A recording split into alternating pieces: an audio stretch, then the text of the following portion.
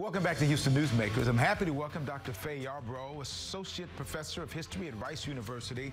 I first became interested in you when I read that you received a grant from the National Endowment for Humanities for your research, and that was regarding the Choctaw Nation and their enthusiasm for the South, and also the fact that they owned slaves at some point.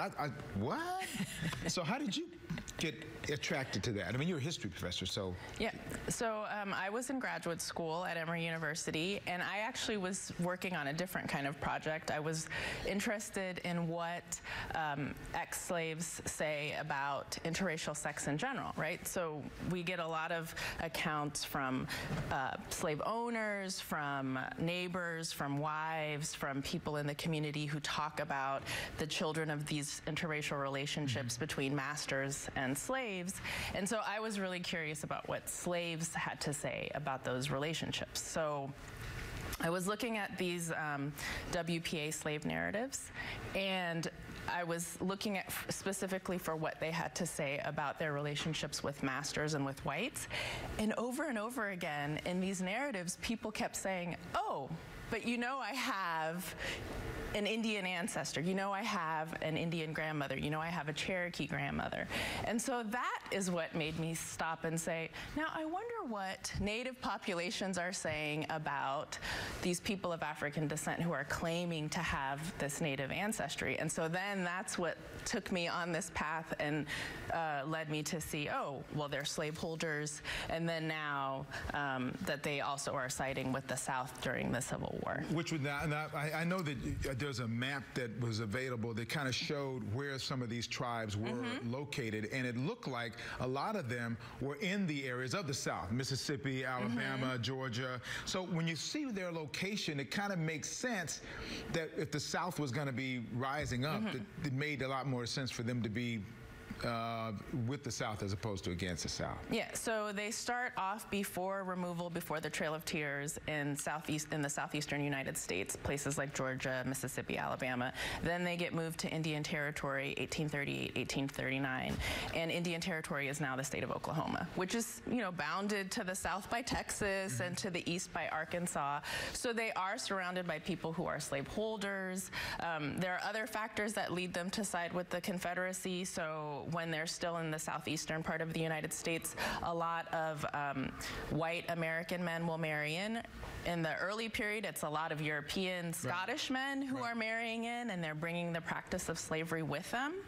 And then even as time continues, there's still a lot of intermarriage with other white, you know, Georgians, Mississippians, etc. So how did the Native Americans end up being slave owners? Right. So some of it is that these white men who marry in are leaving the property to their children, right? So they want their children to inherit their property, which is very interesting because a lot of these groups are actually matrilineal, and you would inherit property from your mother, not from your father. So things have to change in order for this to happen.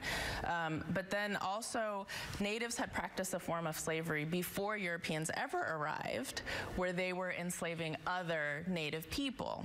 Right, so it looked different from the practice of enslaving people of African descent, primarily in that it's not an inherited status and it's not a permanent status. It also, they weren't using their slaves necessarily to farm either. So in the early period, before Europeans arrive, there are folks that they're enslaving primarily in mourning wars, as in we're mourning the loss of people. So there'd be some kind of population loss, and then they might go out and attack another group in order to collect captives to bring back into their society, and then they actually adopt them in and make them members of their group, right? So that's very different than what the practice looks like among white Southerners. Absolutely, that is amazingly different. So they have a category for enslaved people, right? So then when they're introduced to slavery in the form that's more familiar to most Americans, right, and thinking about the South and the Confederacy,